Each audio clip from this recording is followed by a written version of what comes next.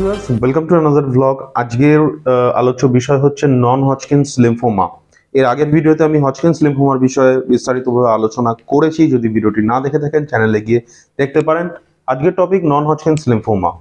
নন Hodgkin lymphoma লিম্ফোমার একটি বিশেষ ধরন। আমি প্রথমেই এর আগের ভিডিওতে আমি বলেছি যে লিম্ফোমাকে দুটো ভাগে ভাগ করা হয়, একটি হলো হজকিন্স লিম্ফোমা আর একটি হলো নন হজকিন্স লিম্ফোমা।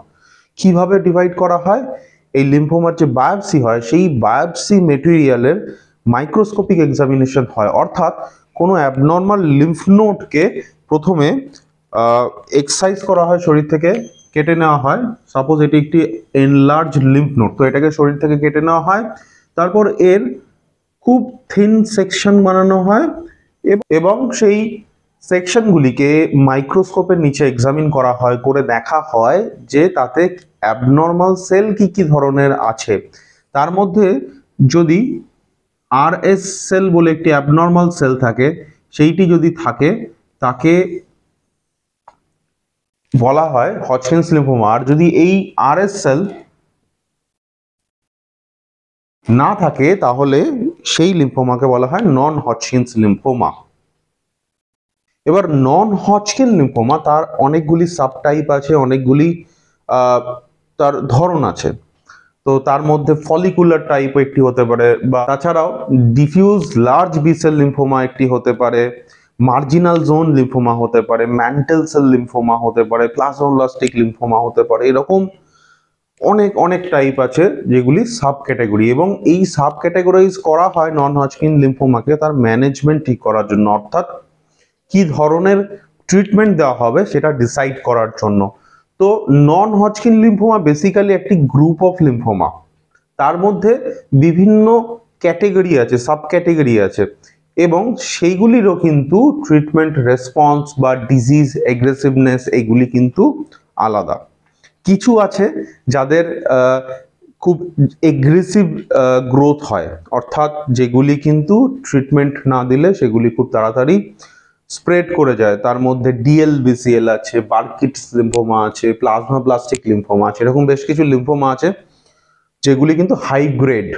আর কিছু আছে একটু লো গ্রেড লিম্ফোমা আছে, যেরকম ফলিকুলার লিম্ফোমা। আরো কিছু লো গ্রেড লিম্ফোমা আছে, সেগুলি কিন্তু অনেক সময়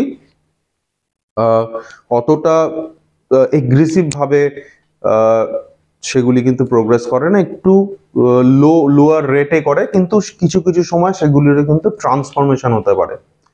তো এরকম বিভিন্ন টাইপের নন হজকিন্স লিম্ফোমা আছে। কি কি সাইন সিমটমস? কি সাইন সিমটমস ওভারঅল লিম্ফোমার মোটামুটি একই রকম। জ্বর আসতে পারে, তার সাথে প্রফিউজ নাইট সোয়েট হতে পারে, অর্থাৎ রাত্রে শুয়ে থাকার সময় প্রচন্ড রকমের ঘাম হওয়া, সেই ঘামে জামা কাপড় বিছানা ভিজে যাওয়া, এরকম সমস্যা থাকতে পারে। লিম্ফ্যাডেনোপ্যাথি হতে পারে, অর্থাৎ লিম্ফ নোড সোয়েলিং হতে পারে, শরীরের বিভিন্ন জায়গাতেই লিম্ফ নোড সোয়েলিং হতে পারে।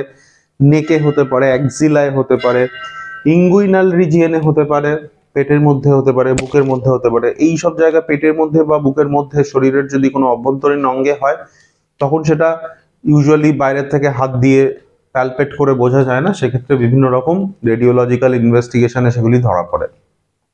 এছাড়া কি হতে পারে? ওয়েট লস হতে পারে, সিগনিফিকেন্ট ওয়েট লস হতে পারে, অর্থাৎ হঠাৎ করেই দেখা যায় যে ওয়েট কমে যাচ্ছে, তো এরকম একটি লক্ষণ থাকতে পারে। এছাড়াও ইচিং বা চুলকানির মতো সমস্যাও কিন্তু কিছু কিছু সময় দেখা যায়। তো এরকম বেশ কিছু সাইন সিমটমস আছে। তার সাথে ব্লাডের বিভিন্ন কাউন্ট ড্রপ করে দিতে পারে যখন লিম্ফোমা বোন ম্যারোকে ইনভলভ করে নেয়। তো এরকম বেশ কিছু লক্ষণ কিন্তু নন হজকিন্স লিম্ফোমার ক্ষেত্রে দেখা যেতে পারে। ডায়াগনোসিস কিভাবে করা হয়? ডায়াগনোসিসও খুব ইনিশিয়াল একটি ইনভেস্টিগেশন হচ্ছে যে আল্ট্রাসাউন্ডে মোটামুটি লিম্ফ নোড সম্পর্কে একটি ধারণা পাওয়া যায়। কনফার্মেটরি ডায়াগনোসিসের জন্য যেটা করা হয় যে বায়োপসি করা হয়। বায়োপসি করে যেটা বললাম যে খুব স্মল সেকশনস নেওয়া হয়, এগুলিকে মাইক্রোস্কোপের নিচে এক্সামিন করা হয়, এবং প্রয়োজন হলে সেই বায়োপসির যে মেটেরিয়াল তার উপরে ইমিউনো হিস্টোকেমিস্ট্রি বলে একটি অ্যাডিশনাল টেস্ট হয়, সেটি কিন্তু করা যেতে পারে। অর্থাৎ একটি বিশেষ ধরনের স্টেন অ্যাপ্লাই করে বিশেষ কিছু অ্যান্টিবডি প্রেজেন্ট অর অ্যাবসেন্ট এই অ্যাবনর্মাল সেলগুলির উপরে সেটা দেখে তার উপরে কিন্তু লিম্ফোমাকে ক্যাটেগরাইজ করা হয়। আরেকটি ইনভেস্টিগেশন হচ্ছে পেট সিটি। পেট সিটিও ডায়াগনোসিসের সময় ভীষণভাবে ইম্পর্টেন্ট একটি টেস্ট, অর্থাৎ শরীরের কতগুলি লিম্ফ নোড ইনভলভড আছে, কোথায় আছে, তার সাইজ কত, এই সব ব্যাপারে ইনফরমেশন পাওয়া যায়, সেটা হচ্ছে পেট সিটি।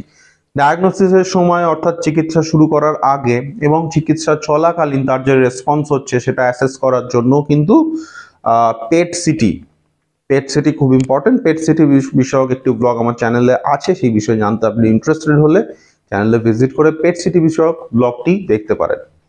এরপর চলে আসবো ট্রিটমেন্টের বিষয়। ট্রিটমেন্টের ক্ষেত্রে যেহেতু আমি প্রথমেই বললাম যে এর বিভিন্ন টাইপ আছে, বিভিন্ন টাইপ, কিছু এগ্রেসিভ হয়, কিছু একদম লেস এগ্রেসিভ হয়, তো এরকম এটার উপরে ডিপেন্ড করে যেহেতু ক্লাসিফাই করা হয়, সুতরাং ম্যানেজমেন্টও কিন্তু ডিফারেন্ট হয়। যেগুলি এগ্রেসিভ টাইপ অফ লিম্ফোমা সেগুলিতে একটু স্ট্রঙ্গার কেমোথেরাপি দেওয়া হয়, যেগুলি একটু লোয়ার তার ক্ষেত্রে একটু লোয়ার ইন্টেন্সিটির কেমো দেওয়া হয়। কোনো ক্ষেত্রে কিছু ক্ষেত্রে হয়তো ট্রিটমেন্ট না দিয়ে সেটা রোগটাকে অবজারভেশনে রাখা হয়, এরকমও কিন্তু করা হয়ে থাকে অনেক ক্ষেত্রে। এই গেল কেমোথেরাপি ছাড়া রেডিওথেরাপি কখন দেওয়া হয়? যখন কোনো খুব বড় লিশন আছে, যার যেই লিম্ফ নোড সেটা অনেক বেড়ে গেছে, সেই ক্ষেত্রে দেওয়া যেতে পারে, অথবা কোনো লোকাল লিশন কোনো সমস্যা করছে, অথবা কোনো লাইটিক লিশনস আছে, সেই সব ক্ষেত্রেও কিন্তু এই রেডিওথেরাপির রোল আছে। রেডিওথেরাপি কিন্তু টিউমারটাকে ছোট করে দিতে ভীষণভাবে হেল্প করে। এছাড়া ইমিউনোথেরাপি আছে, অর্থাৎ বিভিন্ন রকম যে অ্যান্টিজেন, যে অ্যাবনর্মাল সেলগুলি এক্সপ্রেস করা, সেই অ্যান্টিজেনকে টার্গেট করে তার এগেনস্ট অ্যান্টিবডি তৈরি করা এবং সেই অ্যান্টিবডি দিয়ে ক্যান্সার সেলকে মারা। তো এইরকম থেরাপি বা ট্রিটমেন্টের অপশনও কিন্তু আছে। তো শুধুমাত্র যে কেমোথেরাপি এমন নয়, রেডিওথেরাপি আছে, ইমিউনোথেরাপি আছে, এরকম বিভিন্ন রকম চিকিৎসার অপশন আছে। ভিডিওটি কেমন লাগলো একটি কমেন্ট করে জানান। ভিডিওটি ভালো লাগলে একটি লাইক দিতে ভুলবেন না। চ্যানেলে নতুন হলে চ্যানেলটি সাবস্ক্রাইব করে অল নোটিফিকেশন অন করতে ভুলবেন না। আর এই চ্যানেলের বিষয়ে যদি আপনার কোনো সাজেশন থাকে, যদি চান আমি কোনো বিশেষ বিষয়ে কোনো ভিডিও বানাই, তো ডেফিনেটলি কমেন্ট করে আমাকে জানান। আমি চেষ্টা করবো পরবর্তী ব্লগে সেই বিষয়ে কথা বলার। Till then, take care and stay fit, be healthy. Thank you.